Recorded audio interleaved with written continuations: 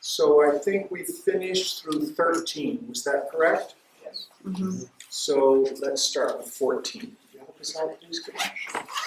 पुनश्च जन्मान्तरकर्मयोगा स एव जीवः सपिति प्रबुद्धः पुरत्रये इदपि यश्च जीवस्ततस्तु जातं सकलं विचित्रम् आधारमानन्दमखण्डबोधम् यस्मिन् लयं याति पुरत्रयं च. Again, due to its connection with the deeds done in its previous births, that very same individuality, jiva, comes back to the dream or the waking state. The being who sports thus in the three cities from whom verily have sprung up all diversities, he is the substratum, the indivisible bliss consciousness, and in him alone the three cities go back into dissolution. So what we have here, let's break it down. First of all, the three cities. The word for city is Puri, so Tripuri. That's the name, one of the names of the goddess, Tripuri. So let's talk about reincarnation, birth and death, and the self. Many people have some confusion as to what is going on. So last time we made a brief journey through the 5 koshas, 5 sheaths. What we're going to do now is take a look at the idea of the 3 bodies. So first we have the stula sharira. Stula means gross. Here gross doesn't mean ill. Gross simply means a lower vibration. So the low notes on the piano are grosser than the higher notes.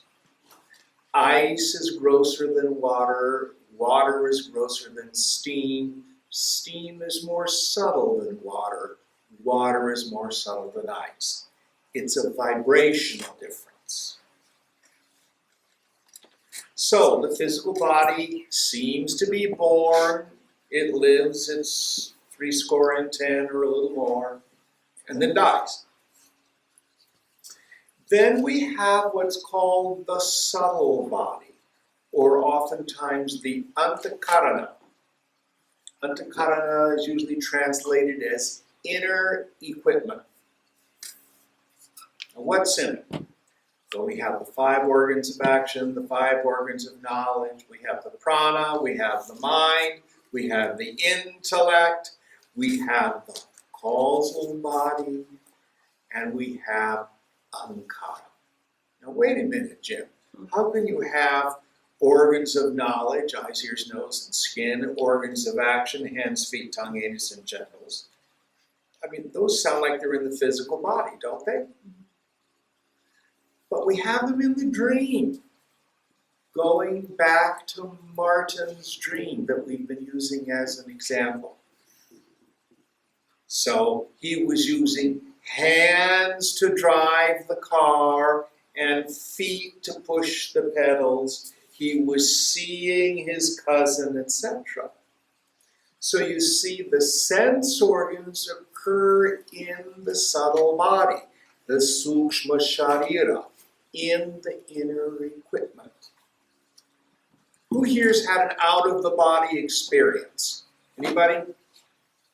You hear about it. People, who are on the operating table and they have a near-death experience. And all of a sudden they're on the ceiling looking down and they see their physical body. What is it that's on the ceiling? That's a subtle body. What it is.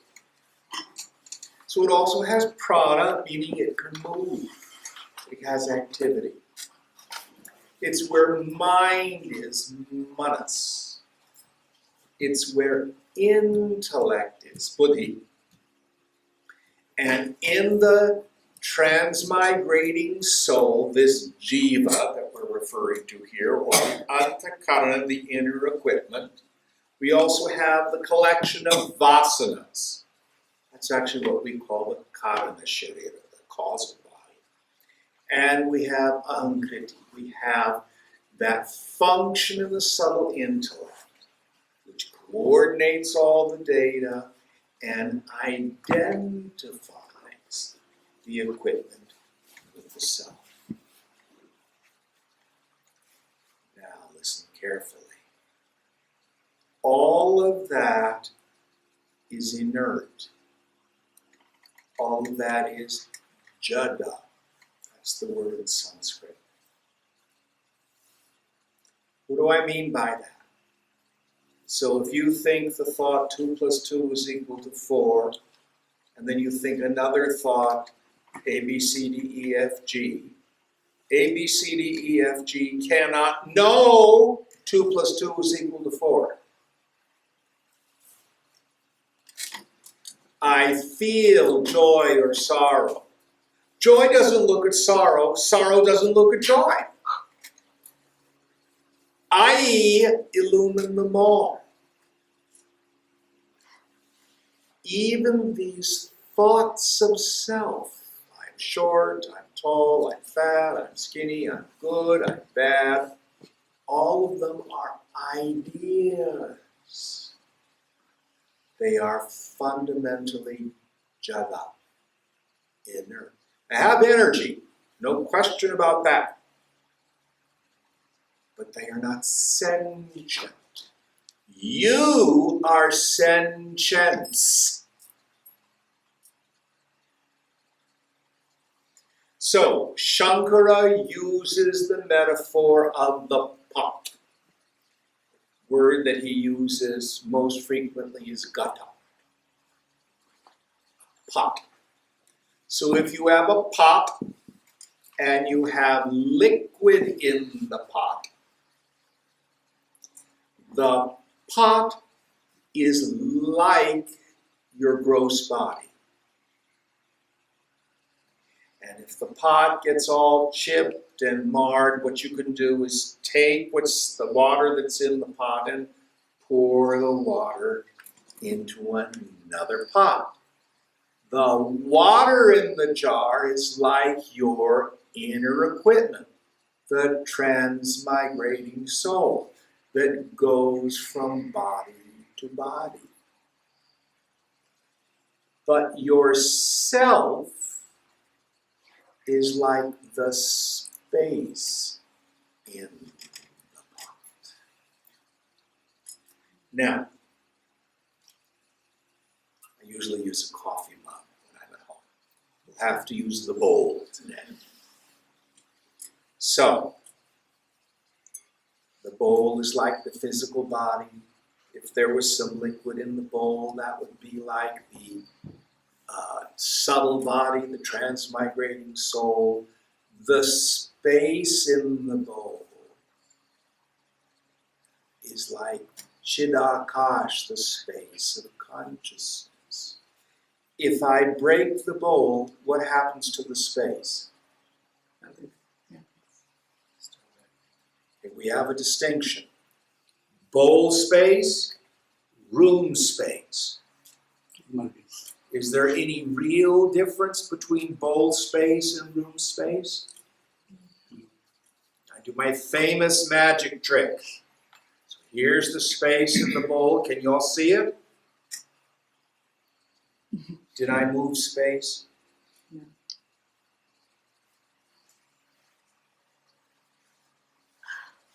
Isn't that interesting?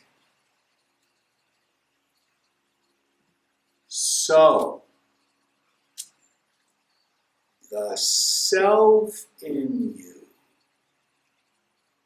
like space, has a relationless relationship with the physical body and the subtle body. So it isn't the self that transmigrates. It is the subtle body. Now, whether or not reincarnation actually exists, let's set that on the shelf. And it becomes far more easy to understand when we go to our lives. So I've got Wendy here in the front row. Isn't that Wendy over there? Yes, Okay. So where'd you grow up, Wendy? Berkeley. Berkeley. Oh my God, that explains everything.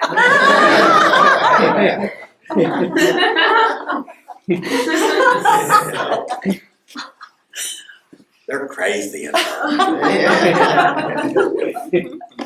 So you had the body of a little girl with a little girl's thoughts and feelings.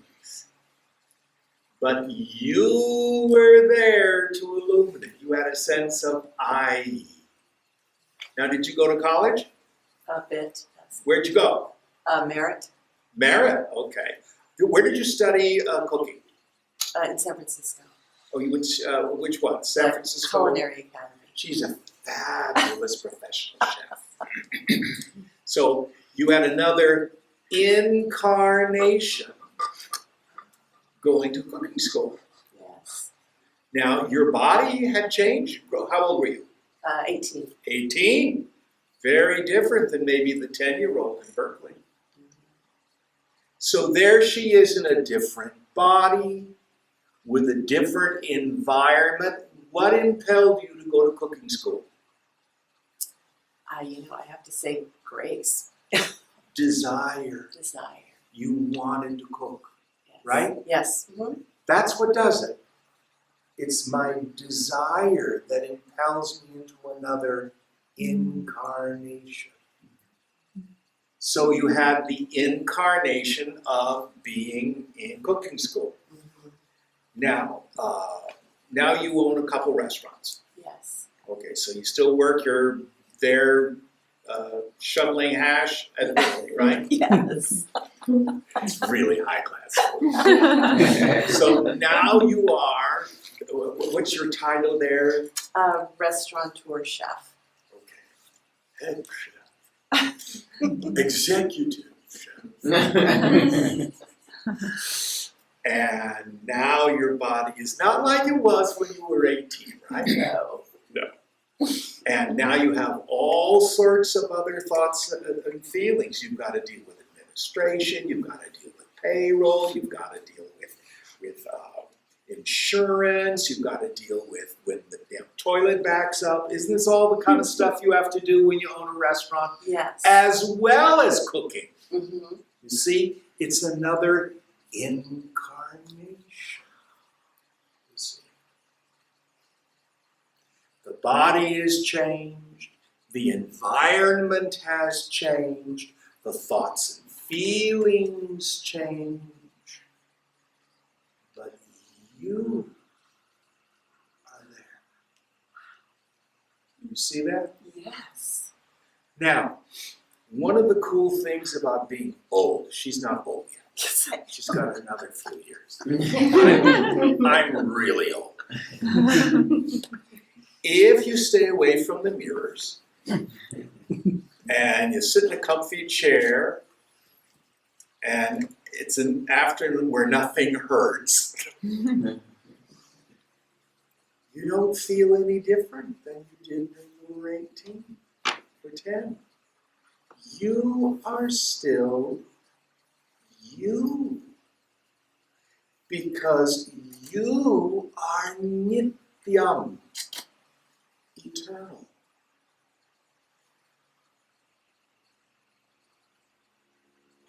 What are the qualities of you? Or if you can see it, it's not a quality of you. Tall, short, fat, skinny, old, young, angry, happy, sad, bored, smart, stupid, successful, failure. None of those are qualities of me.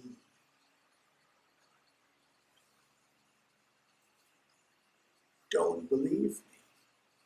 Look. So I hope this clarifies what appears to be a contradictory teaching. The Upanishads thunder the doctrine of ajati. You are never born. And yet right here we're talking about this jiva, this sense of self that garners experience and is impelled into new lifetimes. So, what is the engine for that? The body is an instrument for the fulfillment of desire. That's what it is. So, where's Aditi? Is she here? Here. Okay. So she's this slim gal, has a degree in psychology, lots of talent. If in a prior life you had wanted to be a salty old tugboat captain, you're the wrong body. Should have been born in Nantucket.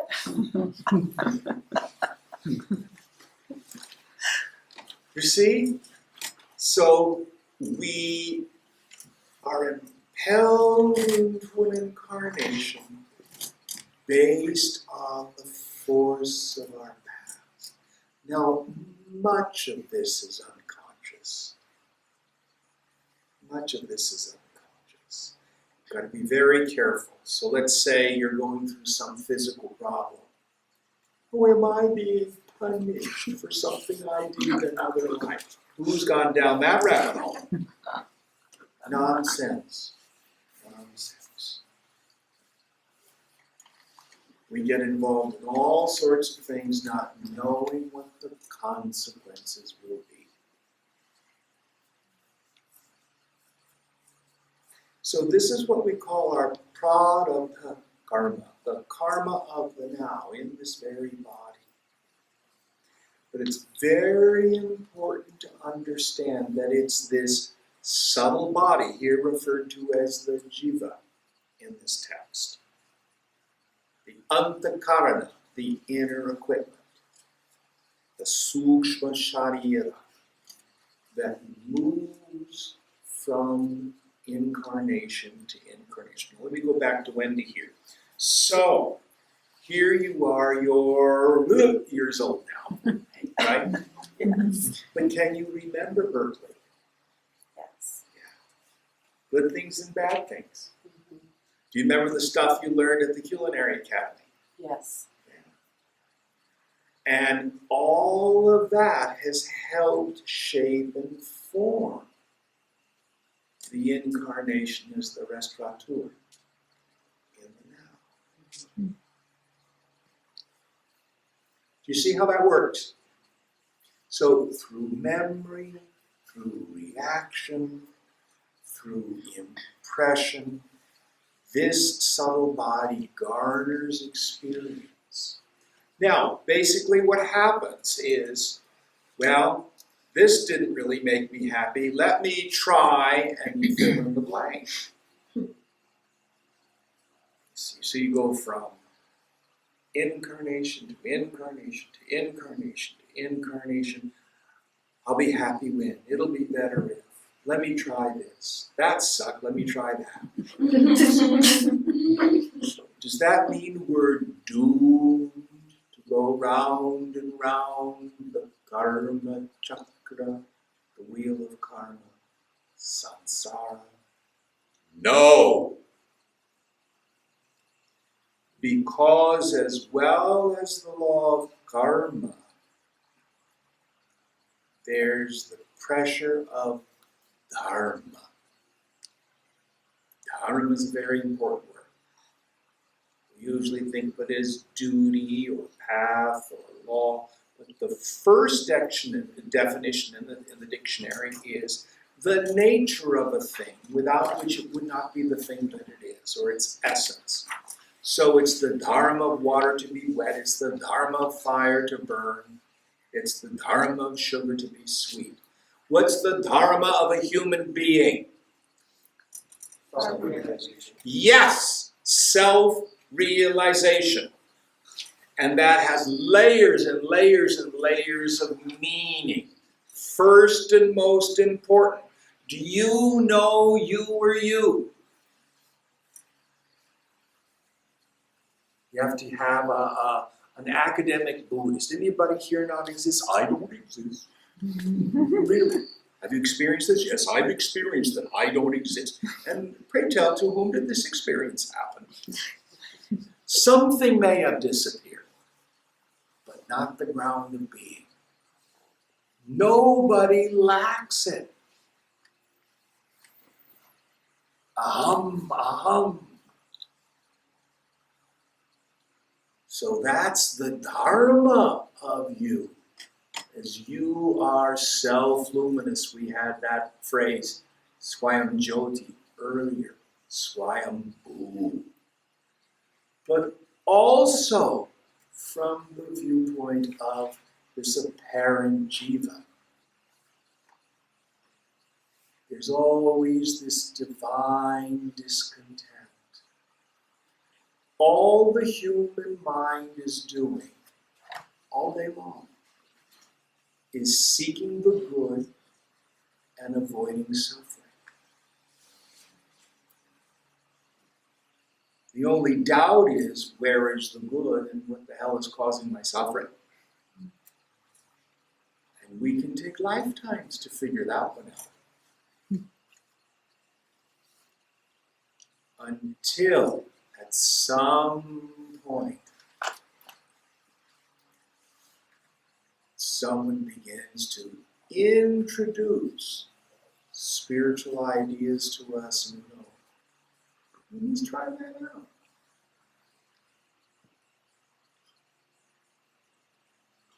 So it's not this rat race circle. It's a spiral. Now, Vedanta is the most compassionate of all religions, all philosophies. Because Vedanta says no one is damned, no one in the end remains a fallen yogi. Everybody comes home to God, just in their own time. So, with this understanding in mind, please read the verse again. Who's reading the English? Again, due to its connection with the deeds done in its previous births, that very same individuality, jiva, comes back to the dream or the waking state. Yes. Based on the force of the past, in this particular incarnation, it comes to the waking state or the dream state, impelled by the vasanas. That's what causes us to do what we do. Next one, please, Ganesh. एतस्माज्जायते प्राणो मनस्सर्वेन्द्रियाणि च खम्बायु ज्योतिरापः पृथ्वी विश्वस्य धारिणी. From him are born the prana, life, the mind, antakarana, all the organs, indriyani, the sky, akasha, the wind, vayu, the fire, jyoti, the water, apaha, and the earth, prithvi. He is the supporter of everything. All right, so this ground of being that is consciousness, the equipment arises in it. How come we're caught up in Maya? You think if God were good, He wouldn't make us suffer. That's a question no one's been able to answer. Why is not a useful spiritual question? Because we don't know why. That's attributing why because to the infinite. All we know is what is.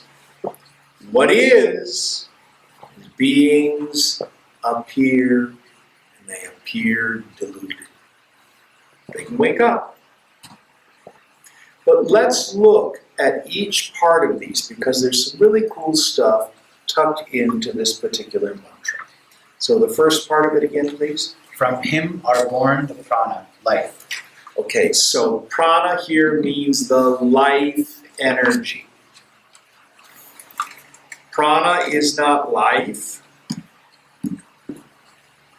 Prana is the enlivening movement of energy because of Brahman contact. Brahman is not energy, but because of Brahman, energy moves. Swamiji used to use the example of electricity. So electricity is not motion. It is not light. We'll just use those two. And the fan cannot move by itself. The light bulbs cannot shine by themselves. But when electricity functions through the fan, we get motion. When electricity functions through the light bulb, we get light. So we have basically five panchavayu, five subsidiary airs. And they cover breathing in, breathing out, and elimination, digestion, circulation, prana. Oh, and the last one is udara, thinking. Now, other beings have different energies.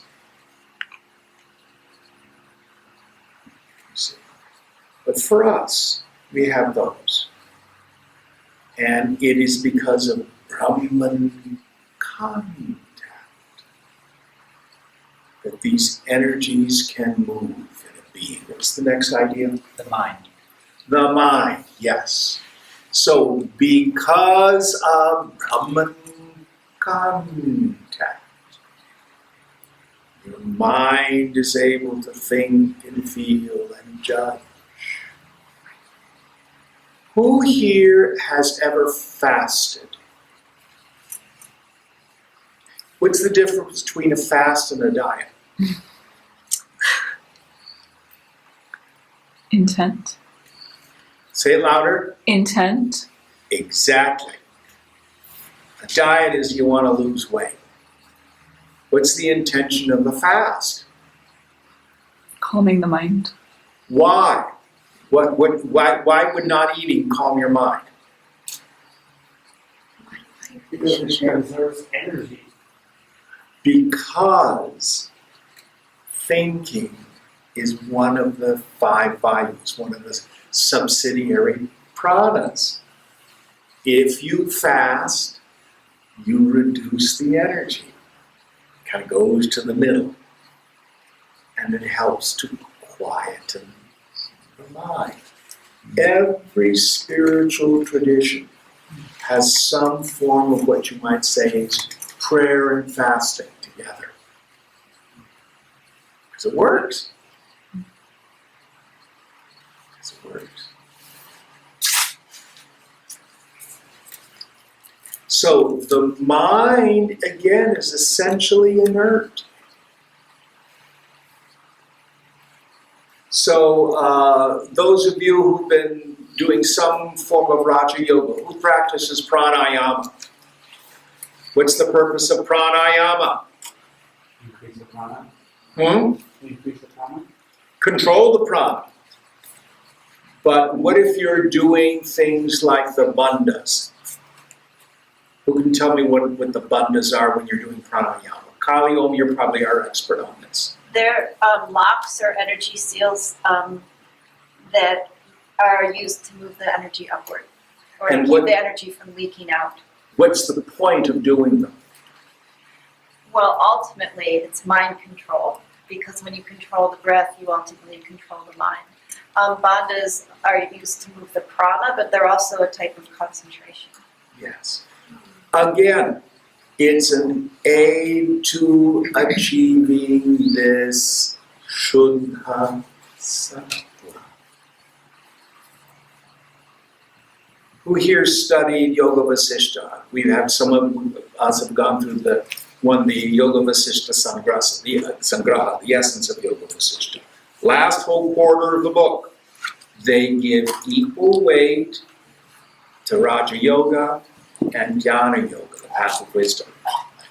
Why? Because both methodologies are efficacious for quieting the mind.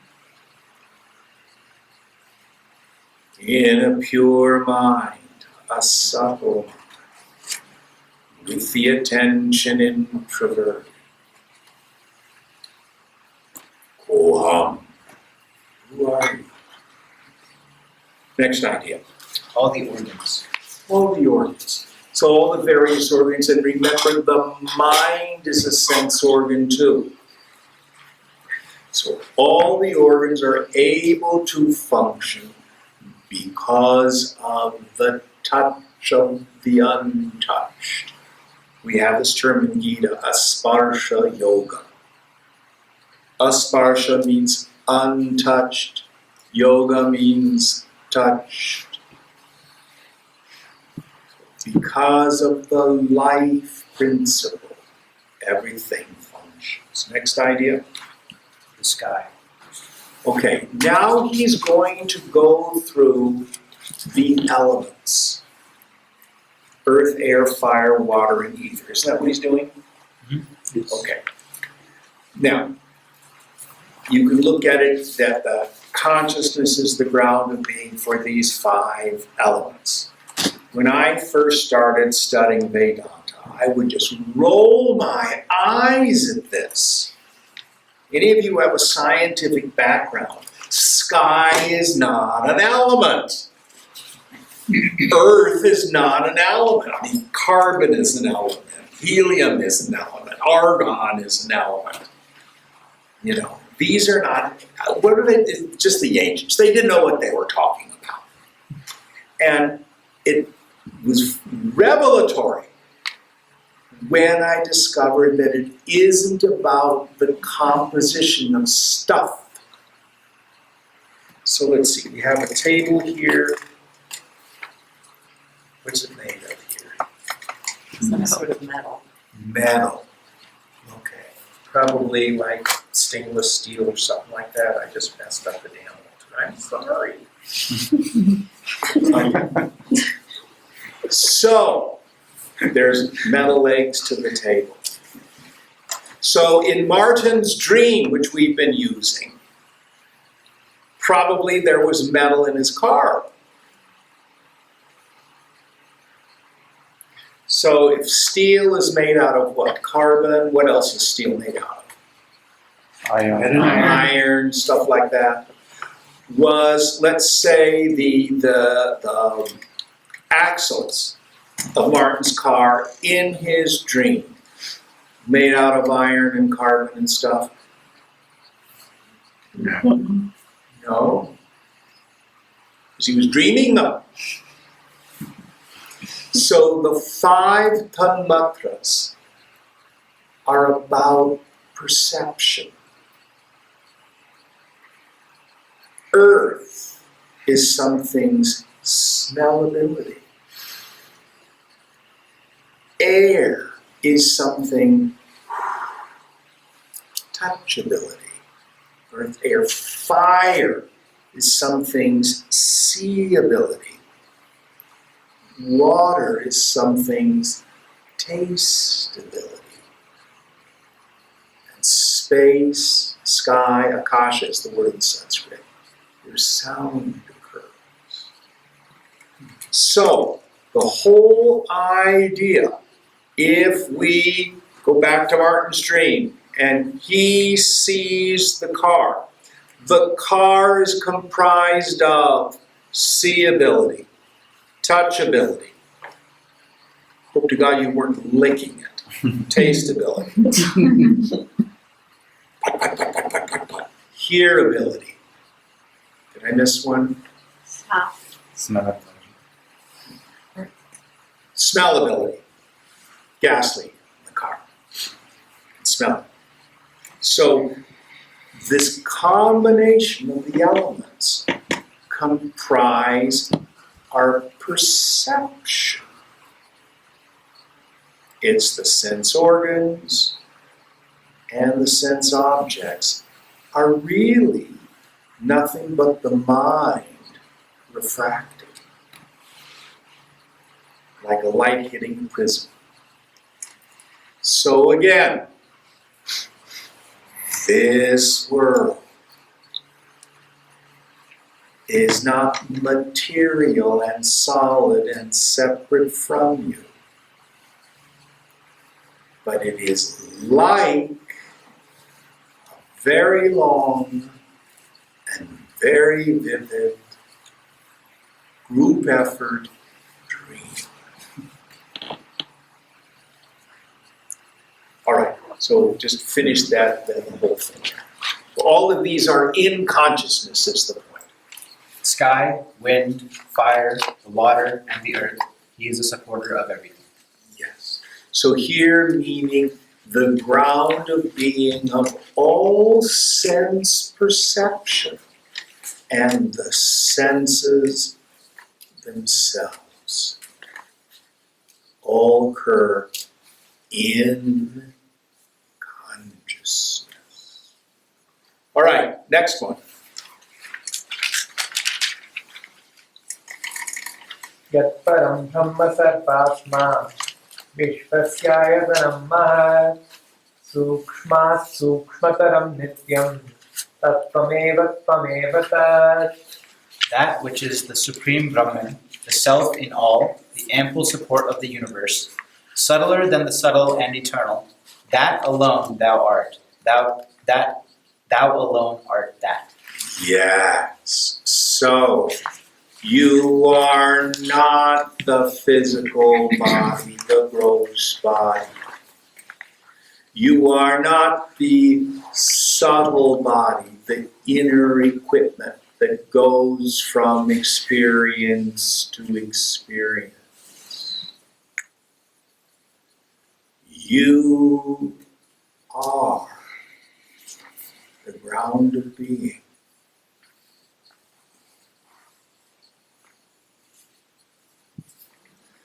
You are always evident to yourself. That alone you are. You alone are that.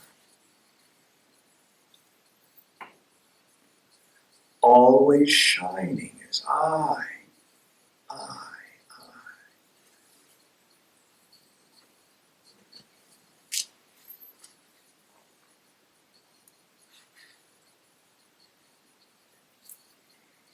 Frequently at a point like this at a camp, Swamiji would say, "Shut up and get out!" All right, they head for the door. No! No! Quiet in your mind. Get out of the equipment. You are not the body. You are not the prana. You are not the feelings. You are not the thoughts. You are not even ignorance. You are not the idea of self caught in the web of thought. Who are you?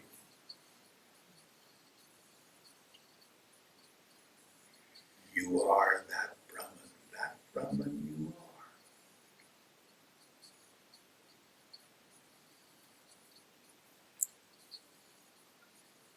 Next one. What number are we on? 17. जाग्रत् स्वप्न सुषुप्तः आदिप्रपञ्चं यत् प्रकाशते तद्ब्रह्मा इति ज्ञात्वा सर्वबन्धैः प्रमुच्यते. That which illumines the world of relative experiences, lived in the waking, dream, and deep sleep conditions. That Brahman am I, and realizing thus, one is liberated from all shackles. So here, there's a practice that's implied. It's one we not only do in our meditation seat, but we carry it into the world. The practice is Sakshi Bhava, taking on the viewpoint or the attitude of the witness. You are that which illumines everything in the waking state reality. Whatever goes on, positive, negative, good or bad, all the objects, emotions, and thoughts of the waking state world, you illumine. You illumine the dream world, whatever goes on in your dream. You are the knower of the dream and any altered states. And you even illumine deep sleep. This is tricky for a lot of people. How I can know through memory that I don't know something. Let's see if I can give some other examples. Do you see there is a stick in my hand? Yes. Do you now see there is no stick in my hand? Yes. So you can know the absence of something. Do you see that? In the waking state, you know stuff. In the dream state, you know stuff. In deep sleep, you don't know anything. But upon awakening, because you can't think in the dream state, in the deep sleep state. Oh, I must have slept so soundly. I can't remember a thing. Who here has had the experience you waken in the middle of the night, especially like here where we have a strange bed, you know, you're not used to where you're everything, and you have no idea what time it is. You have to pick up your phone or look at your watch or something. Who does that, you see? Time disappeared. You have no idea, but you know for certain that you do not know. I know there's a stick. I know there's nothing in Jim's hand. So you have awareness of the mind all folded up in deep sleep. Now, don't worry about this. No one gets enlightened in deep sleep. If you don't like the logical, rational arguments the scripture put forward, all these things I've told you, by the way, I haven't made up. These come from scripture. Just ignore them. Because where does self-realization take place? It takes place in the waking state. But you are the illuminator of those three states. And beyond them, you are never touched by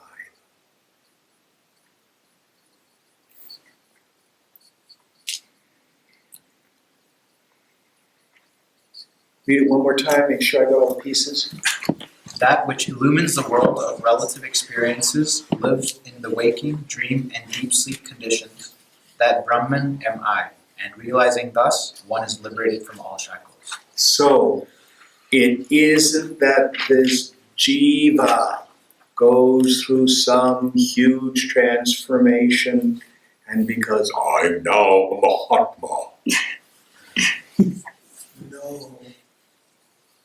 What does the mind get? The buddhi. The buddhi becomes buddha. Means you're awake. It's always used to say the mind commits harakiri, commits psychic suicide. The mind gets that it can't think a real thought. No idea of self is true. It gets this not as just an idea, but having had the direct experience. Going back to my little pan thing. Here's the self always shining. Here's your mind in the waking state, having its experiences. In the dream state, having its experiences. Folded up in deep sleep. Then the mind can have a state of no mind. This is when all thoughting has ceased. But I alone remains. There's a technical term for this. It's called nirvikalpa samadhi. Then when the mind returns from that state, it's permanently altered. Oh my gosh, there's nobody there. The mind itself is unreal. The mind quits believing itself. It just goes, it stops throwing up doubt.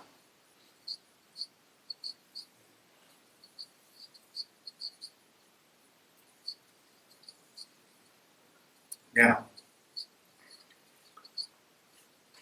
this nirvikalpa is not to be achieved by simply gripping the mind into silence. Sometimes going back to what Kaivalya was talking about, with doing pranayama and doing these bandhas, you can achieve for moments a thoughtless state. But what you get is, I see nothing. The sense of individuality is still there. It doesn't drop. Why? Because there's still vasana. So the work that we need to do always still comes back down to sannyasa yoga. Let go of my attachments. Let go of my identification. Notice the scripture does not say, quit enjoying the world. People misinterpret that. Oh, you're going to live like a prude. Just go about your business. And when good things come, enjoy. And if they don't come, no problem. But understand, when desire and object of desire become one, the fool says, oh my God, was that a great widget? But the yogi has the same experience. Desire, object of desire. Wow, that stopped my mind. Chidananda Rupam Shivoham Shivoham.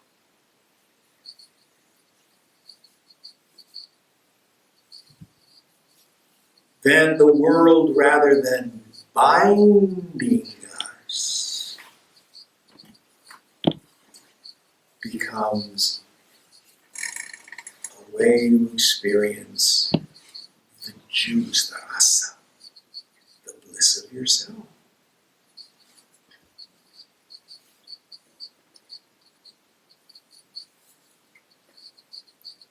In the beginning, we talk about, you need to keep a distance from sensuous enjoyments, etc., etc., etc. You've got, your worldly attachments, and then you want to be attached to the self, your yoga. Well, actually, I have news for you. There is no such thing as worldly enjoyment. It doesn't exist. The world isn't bad. The world isn't nasty. The world isn't good. The world is shunyata, void. What do? I get out my piece of paper. I draw a carrot on the paper. Then I get a stick that's just a little bit longer than my arm. And my ball cap. And I pin the stick to my ball cap. And the carrot is just out of reach. And I run. And then the wind blows. And I grab the picture of the carrot and I go, aren't I smart? Look what I have accomplished. Whatever it is you think you want, you made it up. You decided your happiness was separate from you. You decided you needed to struggle. And when you got what you wanted, all you quit doing was struggling. Bang, bang, bang, bang, bang. Jim, why are you hitting yourself on the head with a hammer? Bang, bang, bang, bang. That's the world.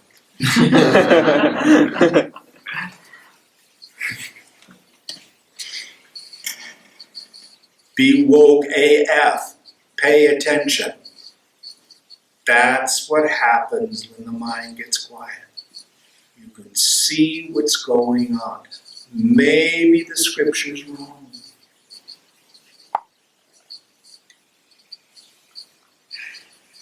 Could be. Be ruthless.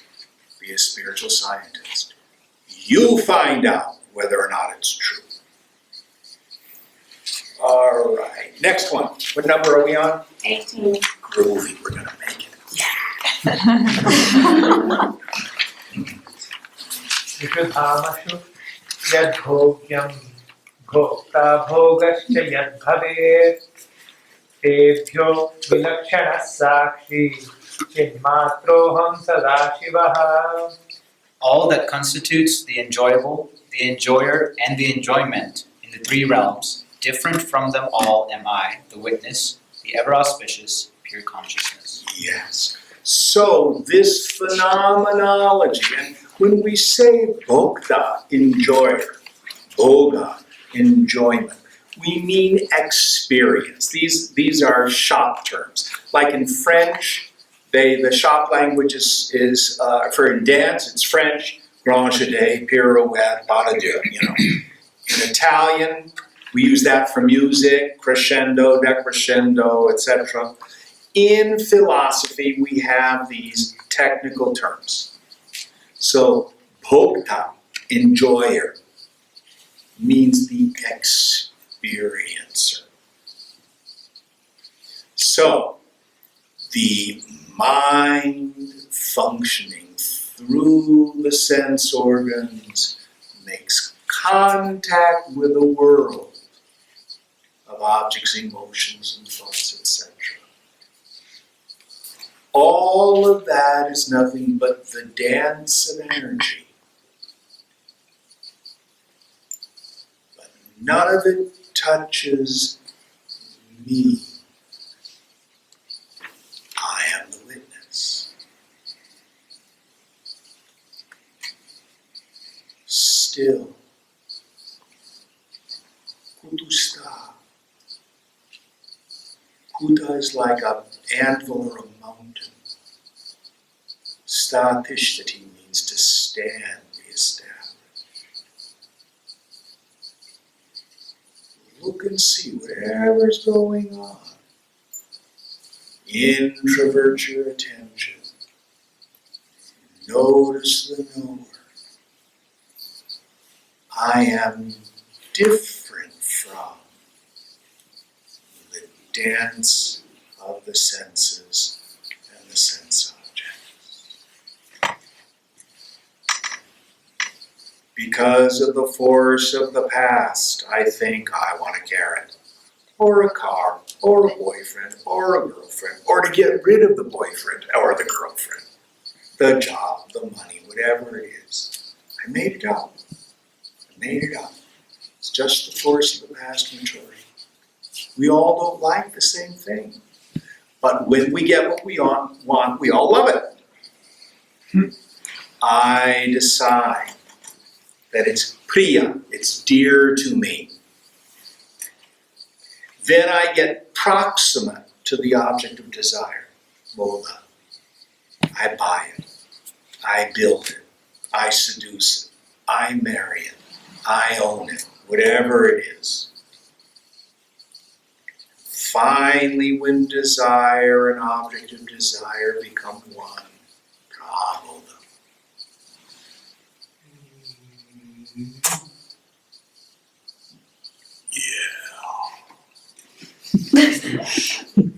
That point of pleasure is a taste in the mind of our own self-nature. We've just used the object to get there. How does the mind revel in the self, taste the self? When it's free from its craving. I can prove this to you. Who here loves a deep sleep? One of my favorite mind states. Vasana Ananda. I call this snooze alarm bliss. So your alarm's set for 6 o'clock. Beep, beep, beep, beep. Beep, beep, beep, beep, beep. You reach over, you go, just 10 more minutes. You know that wonderful state? Just, oh yeah. So your mind is right on the edge of deep sleep. You're aware of how blissful it is. And then you think, I've got to go to work. What am I going to do about that presentation this afternoon? Do I have clean clothes for the office? What about husband, wife, children? And the next thing you know, out with all the suffering.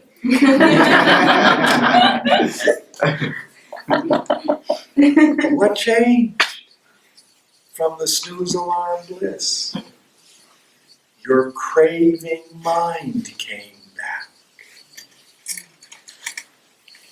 It's possible if you're conscious to move through the world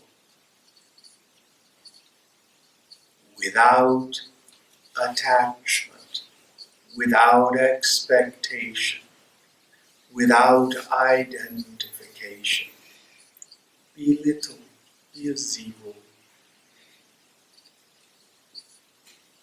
All right, let's start with the 19th mantra.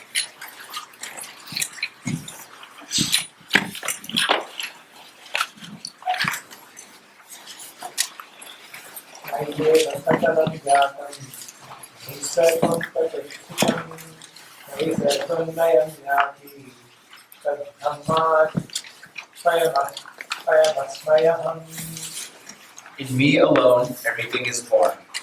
In me alone does everything exist, and in me alone gets everything dissolved. I am that non-dual Brahman. Yes. So again, These not only refer to something that's cosmological, the beginning and the end, middle and the end of the universe, but this is about meditation. So as we're sitting in meditation and material arises, let's look at what the mantra says about that. So the first idea, In me alone, everything is born. yes. So the illusory ego thinks people, places, things are outside. I am compelled to think about them because they're outside of consciousness. So as we're sitting in meditation, in me, in my field of awareness, everything, all the material, positive, negative, virtuous, vicious, important, frivolous, arises. Just watch it. And what happens to it? Next idea. In me alone does everything exist. So only in me does it exist. It isn't outside.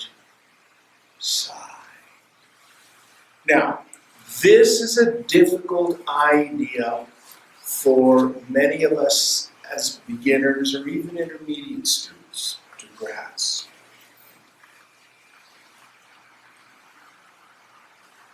If we study Mandukya Upanishad with the Gaudapada Karika, the first chapter we call the Agama Prakara, and it's the scriptural passage where we go through an exegesis on the elements of Om, Uma, and silence.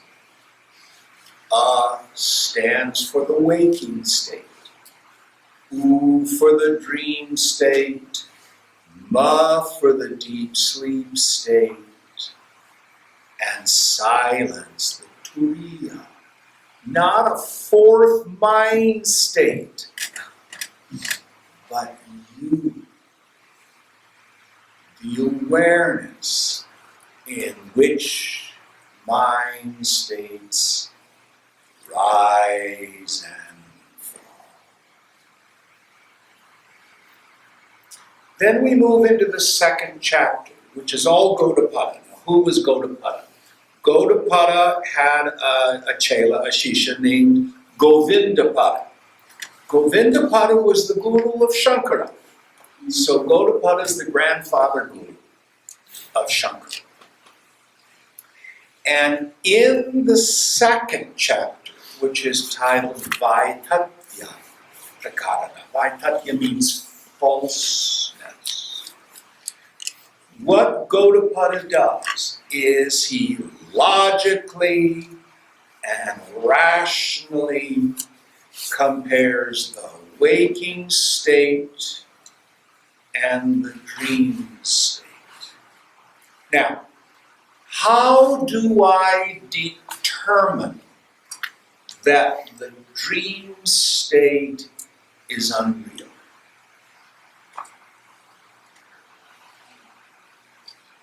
What happens? We wake up and it disappears.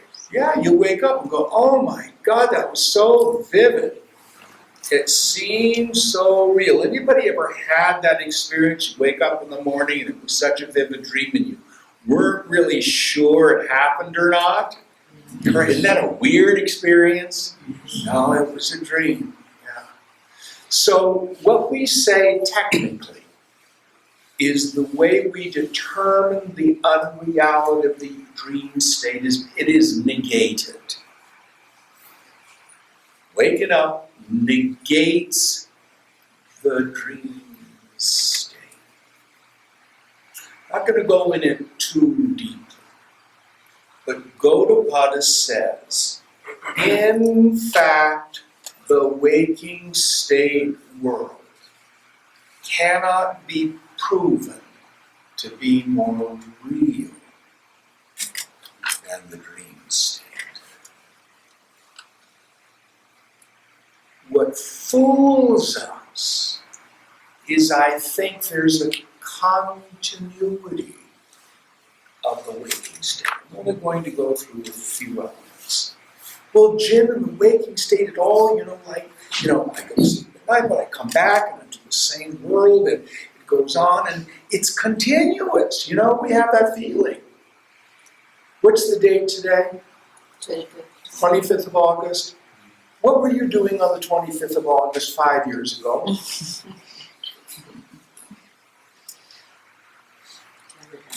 Anybody know? Gone! You have no memory of it unless something significant happened. It is not memory that gives you the sense of continuity. I just proved it.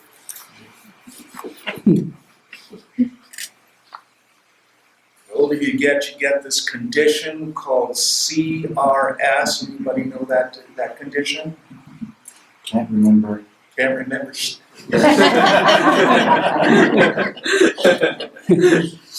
But all of us have it. So you see, it's not memory that really ties together the sense of the continuity of the waking state reality. It's I.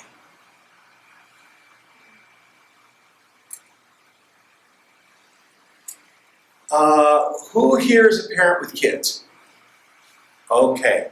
Ever had the experience of a child who may be a teenager or older coming back and saying, "Oh, I remember when I was 10 and blah, blah, blah happened." And you think, "No, that's not what happened at all." Who's had that experience? You see? Totally different viewpoints of external realities. But we think what's out there is real. And what Gaudapada says in the second chapter, well, we've talked about waking, dream, and deep sleep. Actually, there's only two mind states. Dream and sleep. You got the daytime dream and the nighttime dream.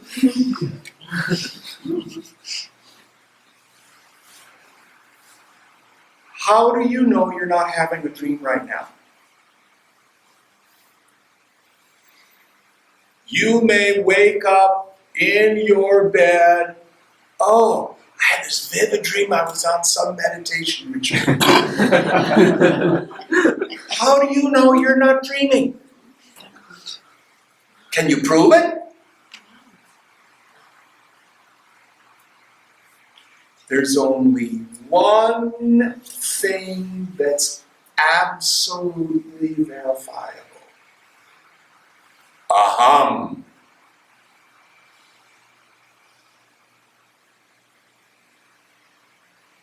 So, we come into this work perhaps and say, seeing is believing.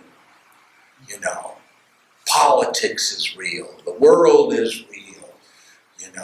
Violence is real. God's a mystery. I'm an atheist agnostic. Actually, it's the other way around. It's the world that's the mystery. The only thing that's real, and when we say real, mean it always is. It's absolutely verifiable. It's never subject to negation. Aham. Aham. Aham. So Gaudapada in that second chapter says, the phenomenal world is unreal. The proof of its unreality is you can see it. Meaning, all objective phenomena, gross and subtle, is mind.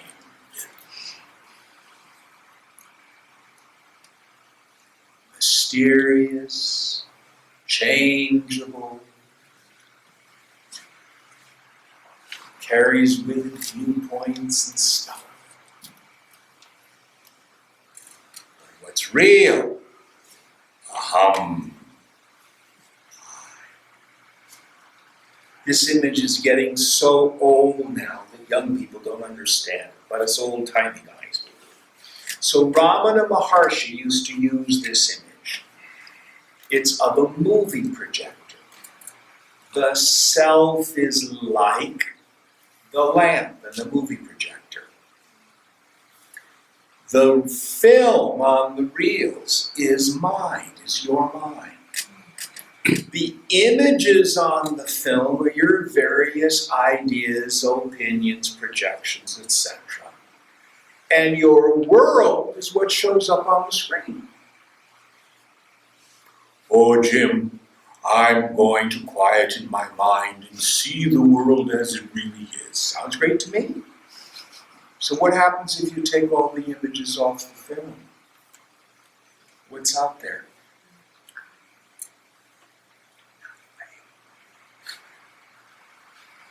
Just light on a movie screen.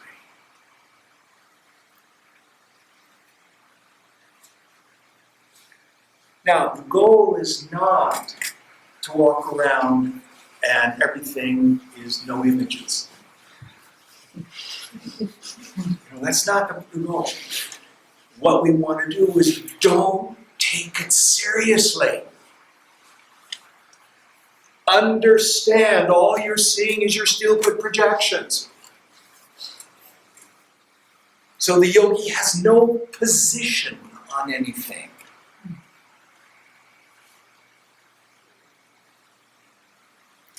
Can agree with anything.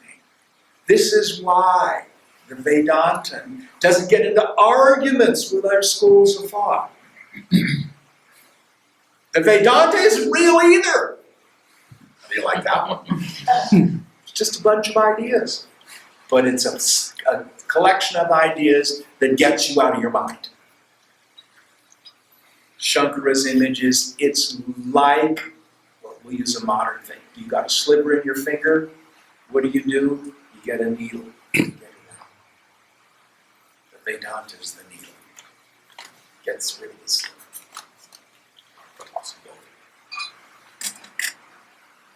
So everything that is, without exception, is imagination. It's mind. Now, who's doing the projecting? There's no God out there projecting this universe at me. Yet I, as an individual, am not projecting all of you. If I get hit by a bus on the way home, you don't all disappear. So, it is a phenomenon of the total mind. God doesn't create the universe at us, but as us. So each one of us is a little mini hologram projector, projecting a little bit of this huge, beautiful projection. And if one of you dies, the universe is altered just a little bit. And when a new baby comes into the world, it's altered. Of course, if worms come into the world, it's altered too. Everything. All the various equipments, consciousness functioning through those various equipments, projects the Jagat, the creation.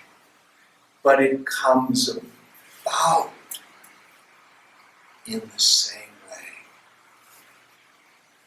as you do your dream. One of of the things that's really cool in the Sanskrit, we were kind of talking about that with Milan last night. So one of the names of God, when we usually translate it as the Lord, what's the Sanskrit? Ishvara. Ichati is the root. To wish, to will, to intend, to rule.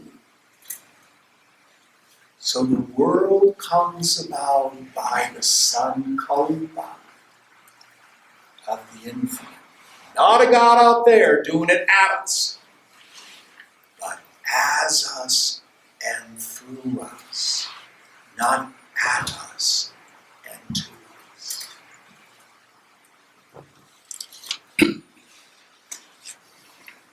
Now we've all had the experience. Who here's an immigrant?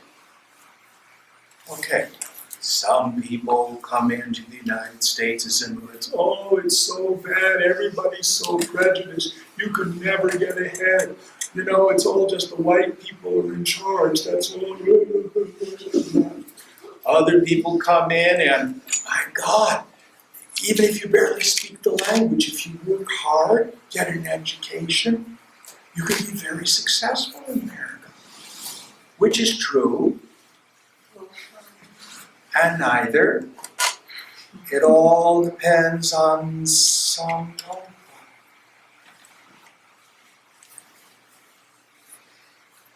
Punit, where's Punit? Yeah. He used to work for this outfit called the Learning Guild, was that what it was? Learner's Guild, Yes, and they did teaching people from marginal populations how to do computer programming. And tell us about imposter syndrome. It's an idea that you internalize where you think you are not good enough at the task that you're trying to do, and that comes in the way of you trying to do the task. Yeah, it's a sankalpa, which people get from family of origin, from culture. So what did you do there at the guild? What was one of the projects? Spiritually, actually.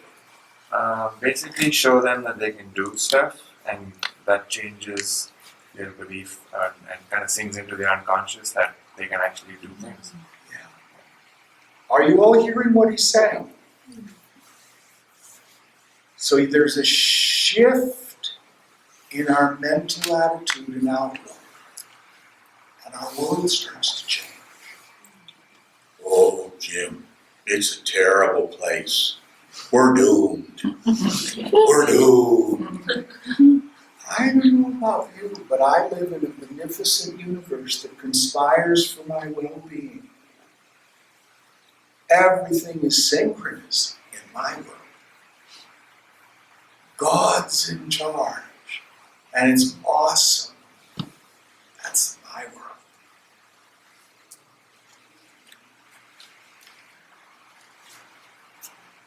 Easy here.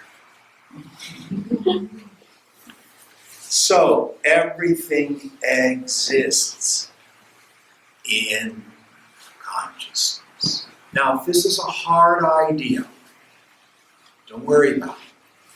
Just be willing to start with, well, at least my judgments of other people are just that, they're projections.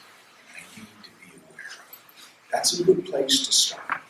You don't have to buy the whole idea of the mithya, the illusion of the world is. Upanishads thunder,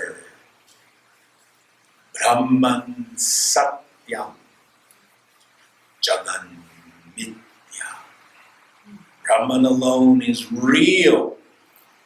Brahman alone is. The phenomenal world is Mithya, illusion. And the third idea,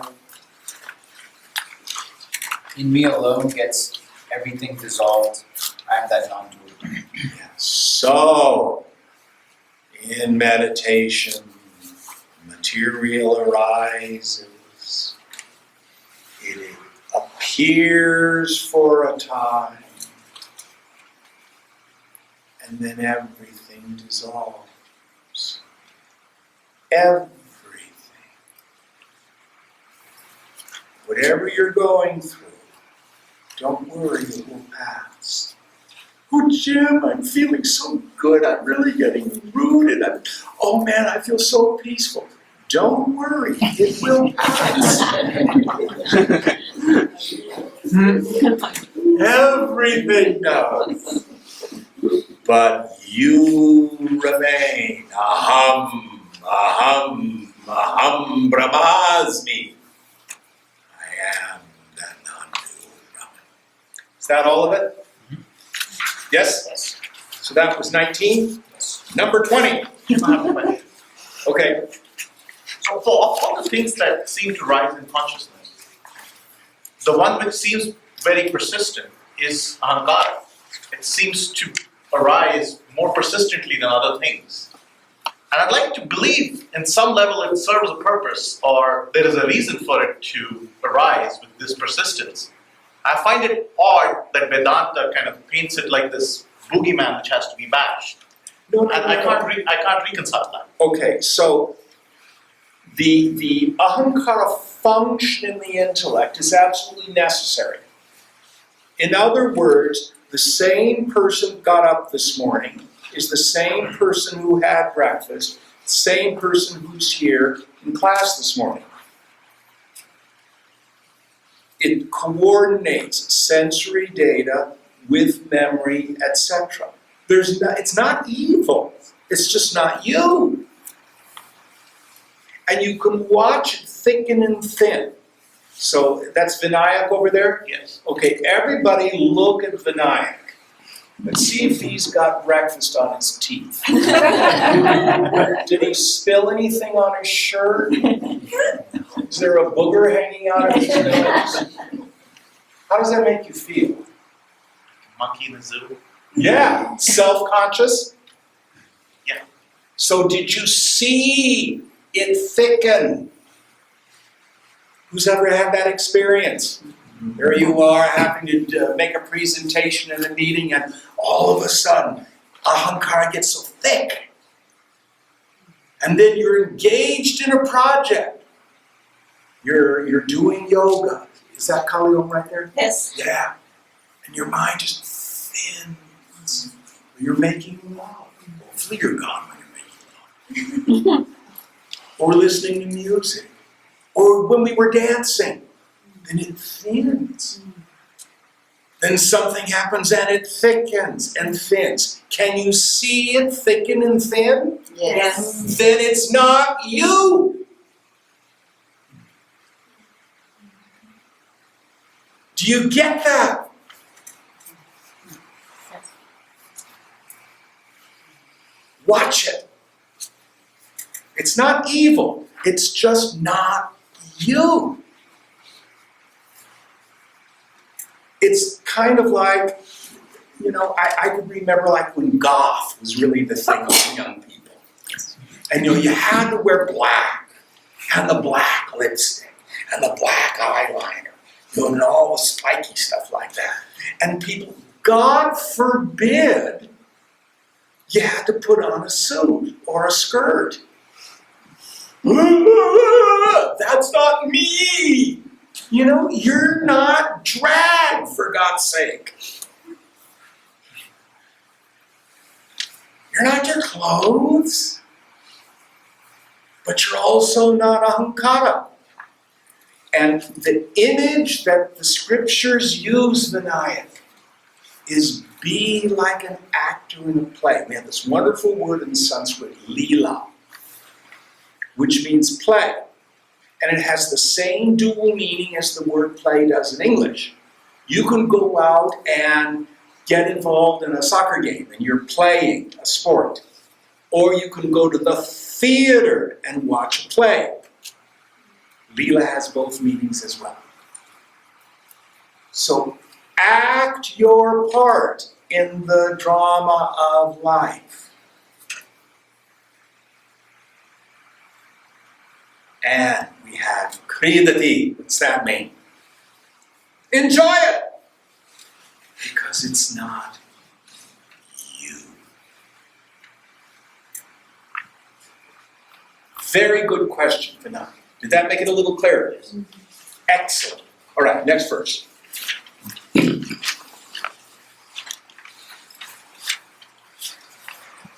Anorani Yanahamayva Satvan A little louder, please, so I can hear you. Anorani Yanahameva Satvan Mahanaham Vishwamaham Vichitram Puratanoham Purushohamisho Hiranmayoham Shiva Vipasmin. I am smaller than the smallest, and also am I the most vast. I am the manifold universe, amazing. I am the ancient one, Purusha, the supreme ruler am I, the effulgent one, by nature ever auspicious. So again, this is a meditation verse, as all of these are at the tail of this. We're winding down the end of the Upanishad. So in my meditation seat, in that quiet mind, with my attention introverted, I'm not the body, I'm not the feelings, I'm not the thoughts, I'm the witnessing consciousness. And let's go through these ideas. The first one is, I am atomic, like smaller than the smallest. Yes. How big are you?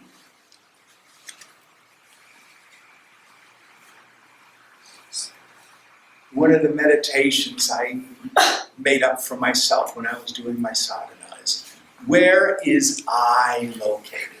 I call it the amputation meditation. So if you cut off your feet, are you still you? What if you cut off your hands? What body part is essential for you to be you? Then I would say, okay, I'm just a head. A bodiless head. But well, actually that's because so many of the senses are located there. But where are you? Sometimes I get the sense that there's this vast, empty space of awareness. But sometimes it seems like it's a point out from which I look.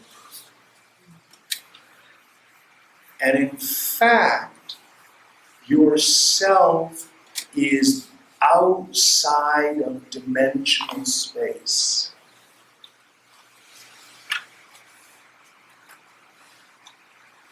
So here, the scripture says, smaller than the smallest, and what's the next idea? I am also the most vast. I am manifold universe. I'm vast and empty, yet small and subtle, pervading everything. And I am the context for all phenomena perceived. In Gita, Krishna says, this is in the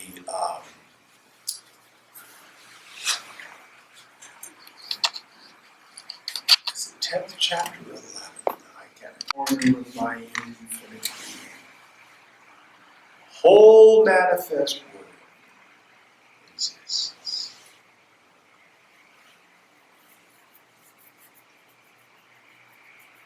Next idea. I am the ancient one, the Purusha. Yes.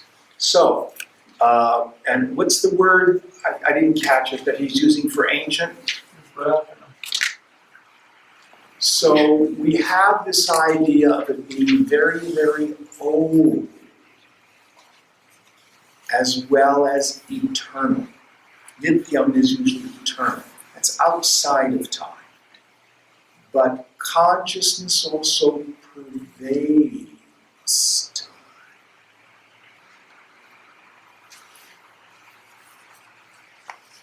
Before the Big Bang, I am. Now, with regard to time, this is really cool. Subjectively, time is far more flexible. You look at a clock and it just goes ding, ding, ding, ding, ding. But when you're having a lot of fun, time seems fast. That 50, 55 minutes in the dentist chair seems forever. The last 5 minutes of morning meditation, when's it ever going to be over? Now, what's interesting, if we go back to the dream state, in the dream, your mind creates time.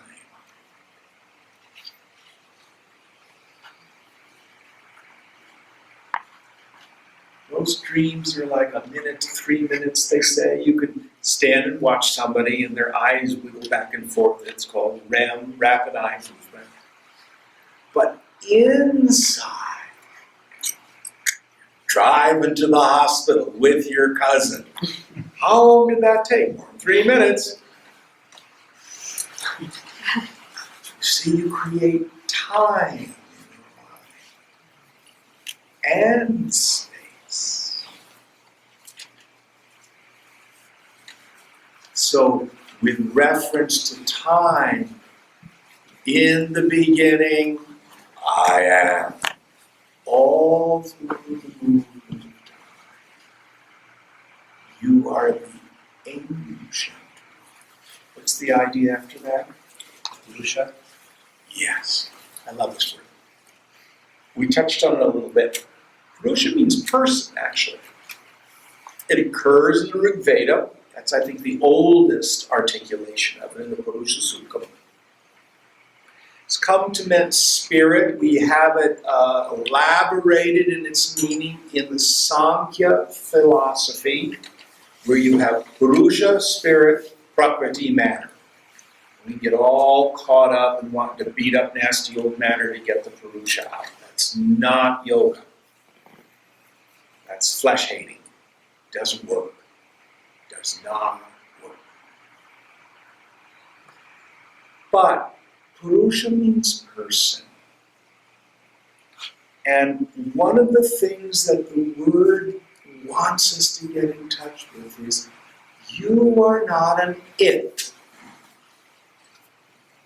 You are not shunya, void. You are a who. You are a conscious, sentient being.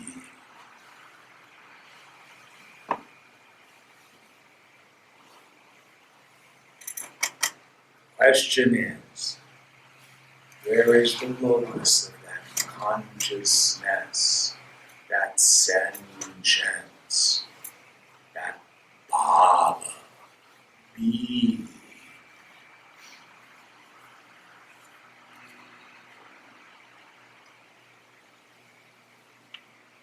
It's you. Descartes said, I think, therefore I am. Well, he never meditated. The thinking and seeming to disappear.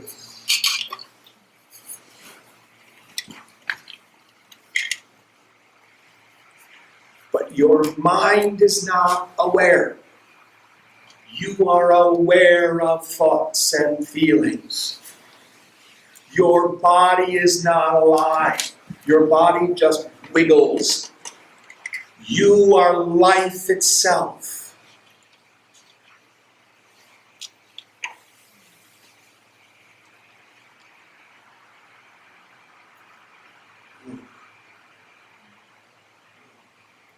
Next idea. Supreme ruler am I, the effulgent one, by nature ever auspicious. So, the idea to get at is I don't need to control and micromanage my life. I like to think of it this way. God may be omnipotent, all-powerful, omniscient, all-knowing, but he's obviously an underachiever. B+ student. Because he's not doing it my way. What I do, I just take a look at my desk with all the piles of paper that haven't been attended to. And I'm very grateful I'm not running the universe.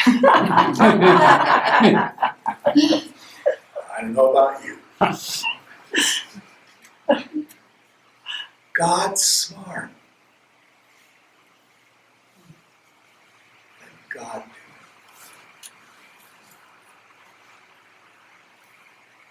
Fall into it. Now, your intuition and your rational mind are not a part of that. Not a part. They are a part of it. But it's a shift. When I'm competing with God, because I think God's an underachiever, I've lost the vision that the Supreme is the ruler of all. And once I think I, as an individual, need to micromanage, then fear comes in. What if I make the wrong decision? And the last idea was effulgent. Effulgent by nature, ever auspicious. Yes. So effulgent here meaning swayam jyoti, self-luminous. Just like the sun is the light by which everything on the earth is seen, but I don't need to shine a flashlight on the sun to see the sun. It's self-luminous. So you are that awareness by which everything is known. But you don't need a second awareness to illumine you. You are self-aware, self-luminous, self.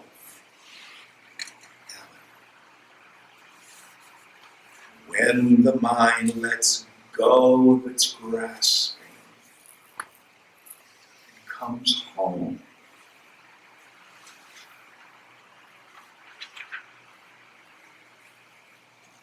and I see we call the self Ananda, bliss absolute. Because when the mind revels in the self, you get Brahman Ananda Rasa, the juice, the taste.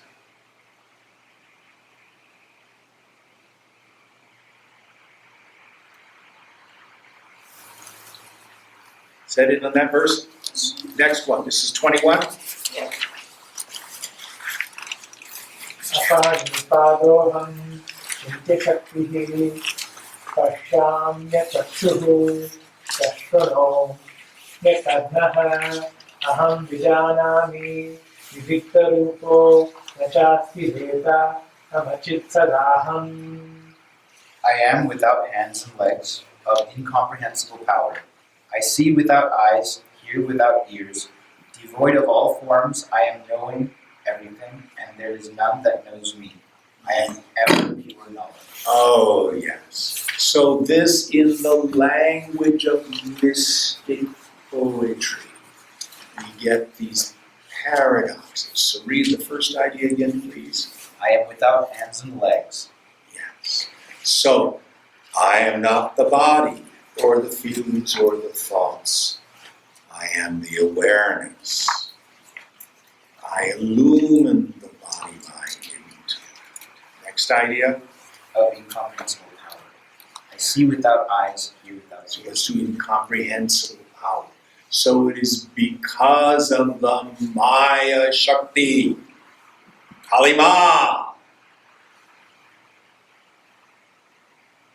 All this seemingly vibrates, dances, incomprehensible power. And the next idea. I see without eyes, hear without ears. So, even though I has no eyes or ears, I is the consciousness that illumines all the eyes and all the ears.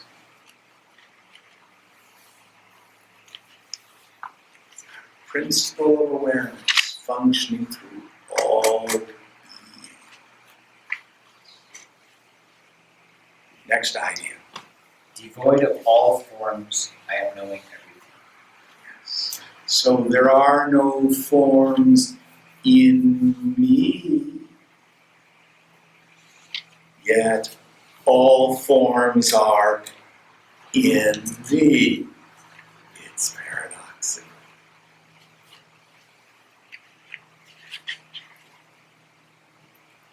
Easiest way to understand it is what we say, Nirguna Brahman Saguna Brahman.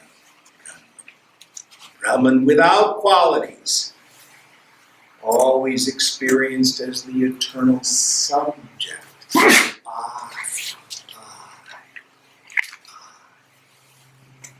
Brahman with qualities, all remains in form. Again, this becomes easy to understand if you go to the dream state.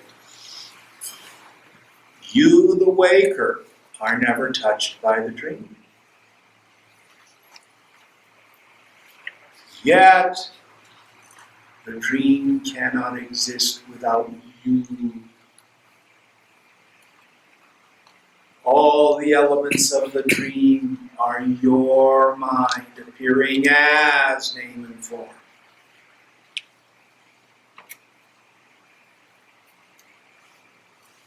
This is no different. Understand your ego's not the only dreamer. Very important to understand. Your ego is a character in Ishvara's dream. Next idea. There is none that knows me. Yes. So, many of us, as we are on the path, are looking for some experience, some insight. I'm waiting for this moment when I experience the self. Listen very carefully.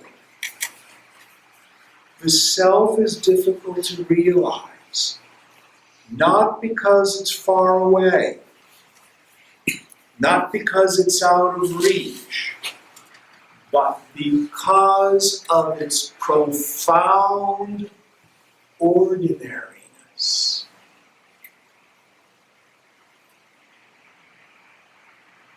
Let's see if I can give you one example. Is the fan moving? Yes. Okay. So many of us were here in the room, you probably tuned out the fan, were conscious that it was going on. Would someone get up and just turn it off now?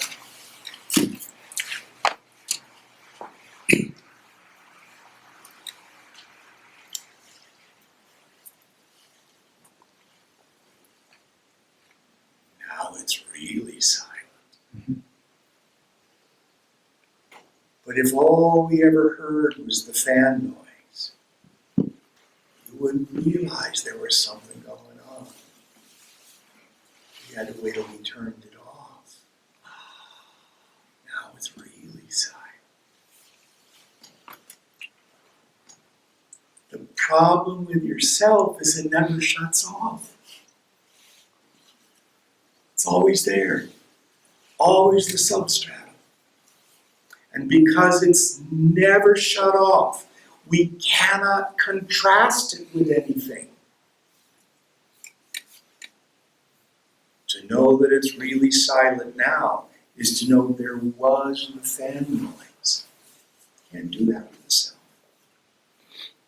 So we use the method of distillation.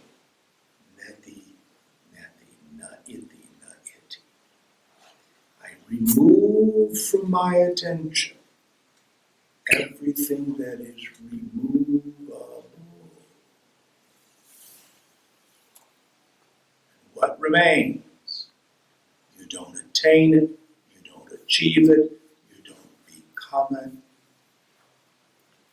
The attentive faculty starts to pay attention to something that's always been there. For example, with your mind's eye, see if you can become aware of the waistband of your trousers around your waist. Can you feel it against your skin?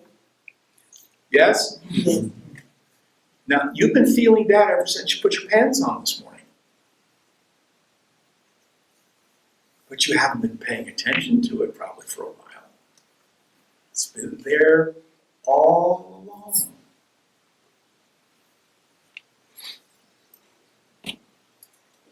So what we need to do is pay attention to that which is always there.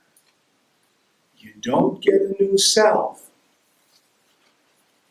You just begin to realize wondrous it is. Always there. No beginning, no end. Vast and empty. Supremely peaceful. The source of all bliss, all joy. That's cool. I never knew I had that. I like to use my cell phone as an example. I have an iPhone, and I am technologically retarded. I'm a tech-tard. My phone will do all sorts of things, and I have a hard time making sure I can turn it on. I use 4 or 5 functions. I don't need a new phone, I just need to know what the phone can do. So knowledge allows me to enjoy the phone. So my ignorance of myself keeps me from enjoying its vastness. That it frees me from fear if I know about it. I finally know where love is, where happiness is. Oh, wondrous, I had no idea that I was so cool. That's what happens. But we get nothing new. If you could gain it, you could lose it. Yourself is not something gained. Next idea? Last one is time back with pure knowledge. Yes. Pure consciousness. All right, next mantra, please. Oh, Jim, I have a question. Can we hold it? Because I need to finish it and we're almost out of time. But if we have time at the end, we'll get to it, I promise. Okay. Okay, go ahead, please. Vedayani Kairahameva Vedhyo Vedhyanta Kritveda Videva Chaham Na Punyapape Mamanasti Nasho Na Janma Dehendriya Buddhirasti. I alone am the theme taught in the different Vedas. I am the revealer of the Upanishads, the Vedanta, and I alone am the real knower of the Vedas. Yes, so, okay, go ahead. For me there is neither merit nor demerit. I suffer no destruction. I have neither birth nor body, nor sense organs, nor the mind intellect equipment. So, here our Upanishad is wrapping up. And we're seeing from the Absolute. So the word Veda comes from the root vid, to know. So the first idea here is, read it one more time. I alone am the theme taught in the different Vedas. So the Vedas have this vast length and breadth of knowledge on all sorts of subjects. But the heart of the Vedas, they are the Upanishads, the science of self-knowledge. What is the nature of ultimate reality?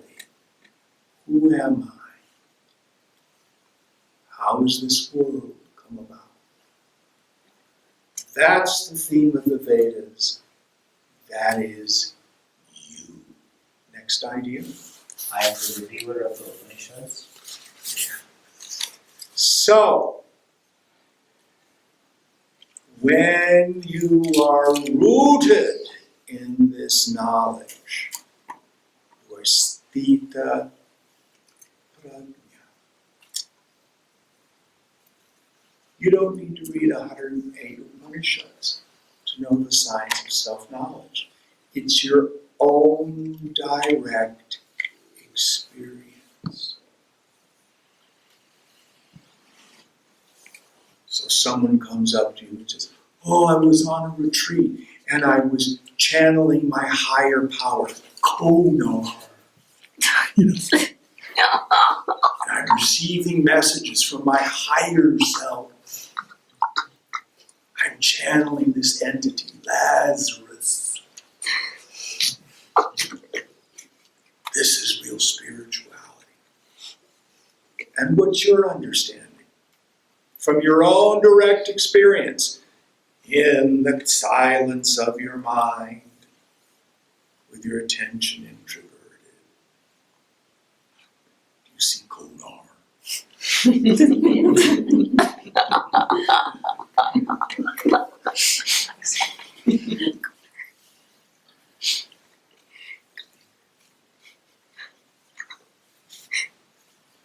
you become a living Upanishad. Next idea. The Vedanta and I alone am the real knower of the Vedas. Yes. So this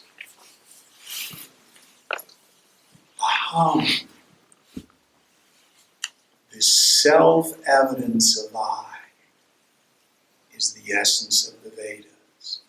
And the woman or the man of wisdom who understands this through direct experience, that person alone is a real knower of the Vedas, not someone who can chant chapter and verse, knows tons and tons and tons of mantras, but doesn't know the deeper import. Next idea. For me, there is neither merit nor demerit. Yes. So, merit and demerit, punya and papam, are actually in the end human judgments. I am beyond all that. The self has no merit or demerit.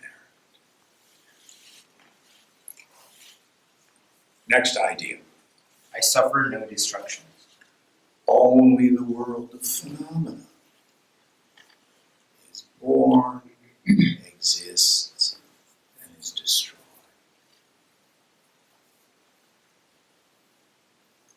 Closest I can come to this as an example.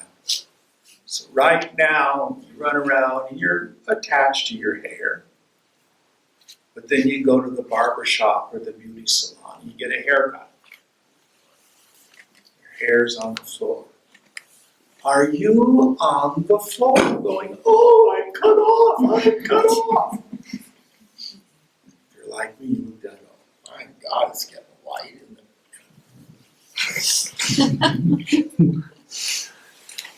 But it's not me. So also, when the body falls away,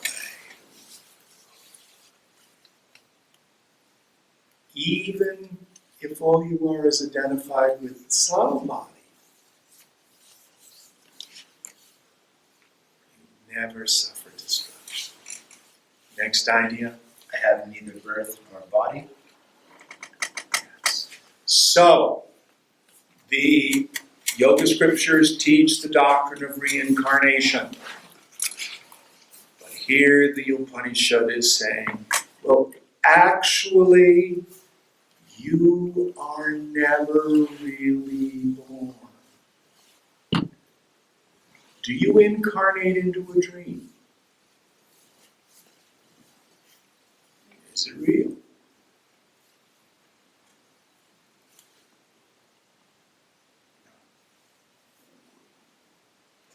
Birth and death arise in me. I watch it come and go.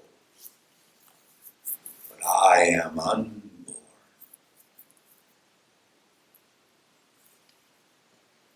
Next idea. Nor sense organs, nor the mind intellect equivalent. All the phenomena. None of it is me. It comes and goes. I am too. Said it in that verse? Yes. Next one, we're on, which number are we on? 23, 24. 23, 24 together? Rapo, na chavagnirasti, na chanilo mesti, na chambaram cha, evam viditva, paramatma rupam, guhashayam nishkalam, advitiyam, samasta sakshim, tadasadvihinam, prayati shuddham, paramatma rupam. For me there is neither earth nor water, nor fire nor air, nor either. Thus realizing the nature of the Paramatman, the one who is in the cavity of the heart, who is without parts, without a second, the witness of all, beyond both existence and non-existence, one attains the very nature of the Paramatman. So this sums up the Upanishad as it appears in the Atharva Veda. So I am beyond the 5 elements. We talked about how they're related to sense perception. And again, we talked about this idea of the cave or the cavity of the heart, when all the thoughting has been reduced to a minimum. And when the mind has ceased all its struggling, and the intellect and the mind, as it were, are merged, this is called your spiritual heart.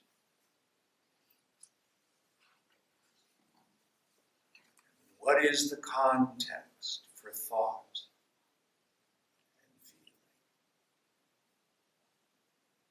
The awareness that illumines it.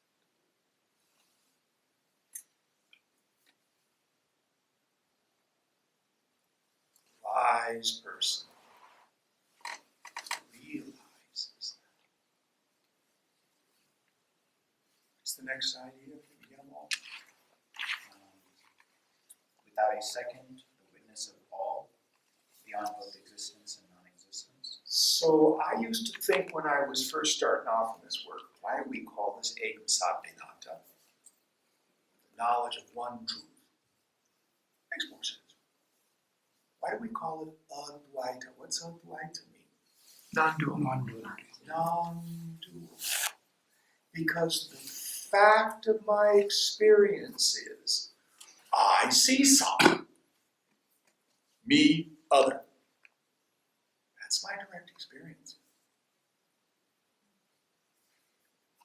Even though it seems like two. Me, other. It's Advaita.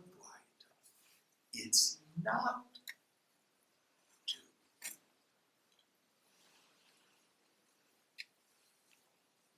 Out of me waves Shakti,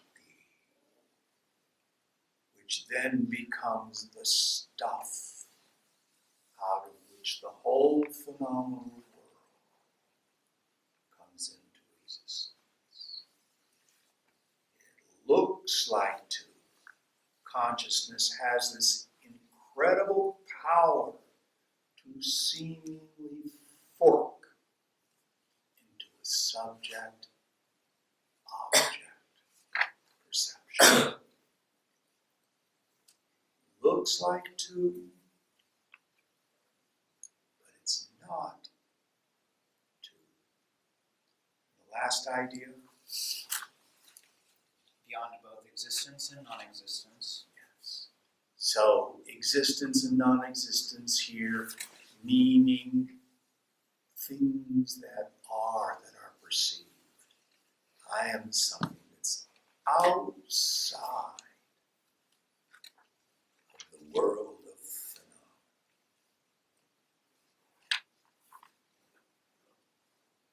So that's the end of the 24 verses as it occurs in the Atharva Veda. There are 2 more verses which are kind of an epilogue that occur in the Krishna Yajur Veda. So if you'll flip the page and do number 25. There's a closing sentence. Oh. It says, one attains the very nature of the Paramatma. Yes. So it's not so much that you become it or attain it or achieve it. You realize you are. 25. यक्षपरिप्रियमधीते सोऽग्निपूतो भवति सुरापनाप्तप्तो भवति ब्रह्महत्याप्तो भवति नित्याकृत्याप्तो भवति तस्मात् अविमुक्तामाश्रितो भवति अत्याश्रमी सर्वदा सकृदा जपेत्. He who studies the Saturudriya becomes purified by fire, is purified from the sin of drinking wine, is purified from the sin of killing a Brahmana, is purified from sin arising from all commissions and omissions. Therefore he gains his refuge in the One, who never leaves the truth consciousness, Shiva, the Supreme Self. One who belongs to the highest order of life should repeat this always or at least once a day. So the idea here is it's sort of reference to, I think it's what the Shiva Rudra chakra was.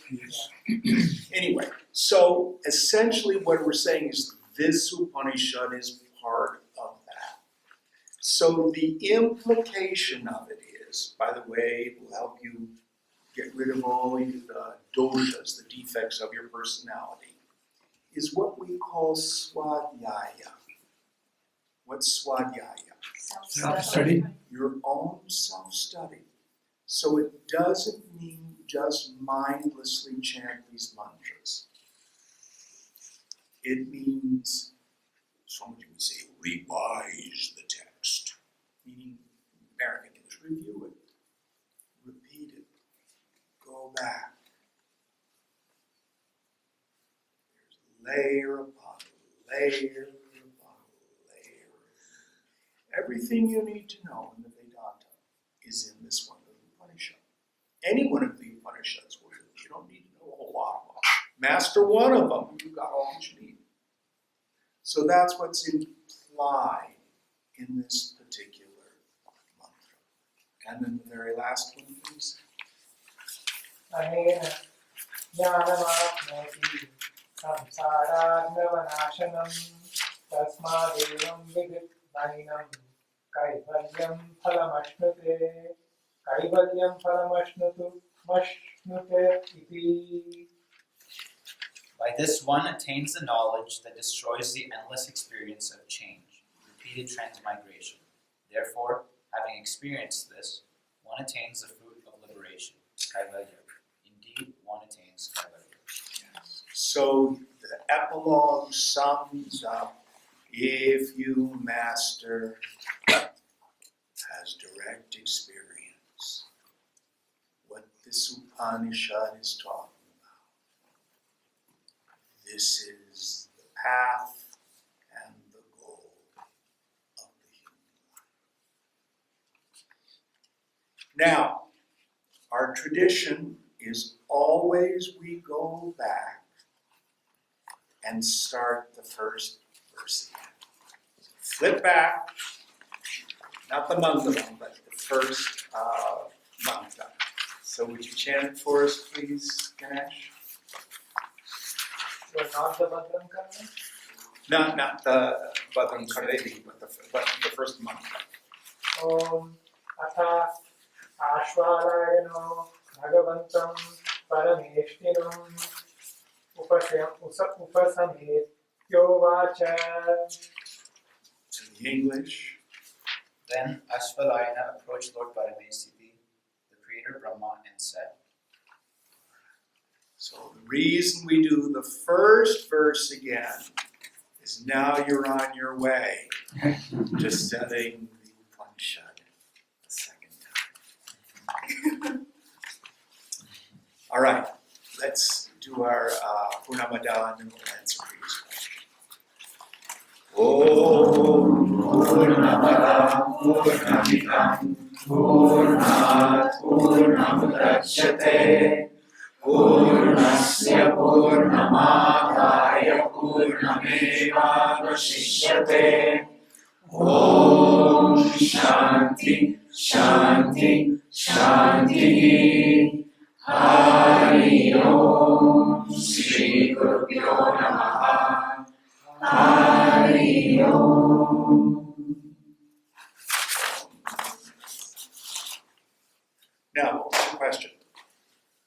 My question, so this came up when you were talking about not a self out there, but the self in us that we see all the time.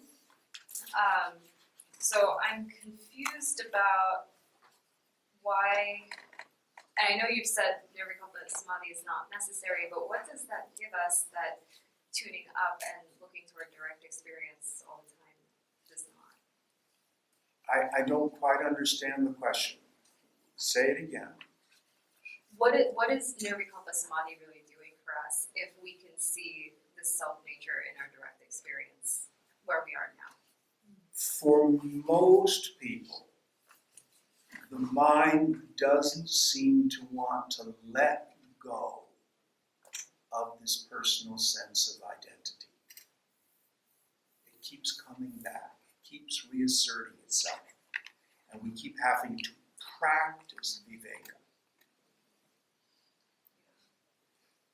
So what Nirvikalpa does, and Nirvikalpa is the effect of the purgation of vasana. So don't worry about Nirvikalpa. I know Shankara says practice Nirvikalpa. Remember, what we can practice is Savikalpa. Swamiji used to say it's like you can't practice sleeping. All you can do is practice getting sleepy. And if you're, you put on your jammies and you have your warm milk and whatever you do, then the mind slips into sleep. So, tune up the mind. Keep the energy introverted. Abide in. Keep letting go of attachment. Keep letting go of identification. When the last attachment has been exhausted, the mind enters into Nirvikalpa. So don't focus on attaining Nirvikalpa. It's not about high beam eyeballs and gripping your mind. It's about letting go of the world. Did that make it a little clearer? There are some people who say Nirvikalpa is not necessary. Swamiji taught Nirvikalpa. I think it's important. Shankara thinks it's important. You choose. I hope that's Can you expand on Nirvikalpa a little bit? Nirvikalpa Samadhi in the scriptures is defined as that state where the distinction between the knower, knowing, and known is merged. It is like deep sleep in the sense that you have no ego and there's no phenomenal world perceived. But it's unlike deep sleep because you're fully aware. It's timeless when the mind disappears. You have no perception of time. You only perceive the return of the mind from Nirvikalpa. but then the mind is irrevocably changed. You're never a person again. Now, there are scriptures who say, if the phenomenal world is essentially unreal, you are where knower, knowing, and known are merged. You're experiencing Nirvikalpa all the time. It's who you are. That is a valid interpretation. I always teach both definitions of Nirvikalpa. Is that helpful? Now, you can't, like I said, people start to make Nirvikalpa a goal. And the very act of craving it, then you're setting up a new problem. You see? So don't worry about it. I am convinced this is why Buddhists have the Bodhisattva vow. Who can tell me what the Bodhisattva vow is? I will not reach nirvana until all sentient beings reach it. Yes, I will not enter nirvana till all sentient beings have attained enlightenment, and the number of sentient beings is infinite. This takes away the craving to be a Buddha. Now, the truth is, I don't see any sentient beings out there, do you?